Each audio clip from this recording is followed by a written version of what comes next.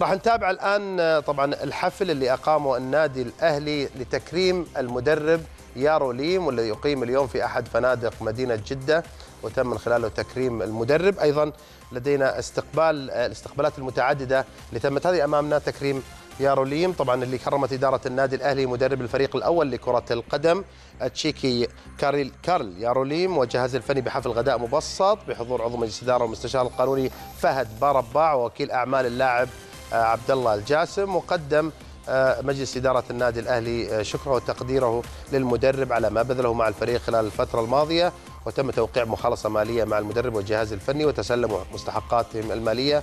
وأدلى المدرب بحديث مقتضب قال فيه أنه عشت أيام جميلة في النادي الأهلي ولا يفتني أن أشكر رجالات النادي الأهلي. نشاهد أمامنا طبعا حفل تكريم المدرب يارو ليم اليوم في أحد الفنادق الكبرى في مدينة جدة.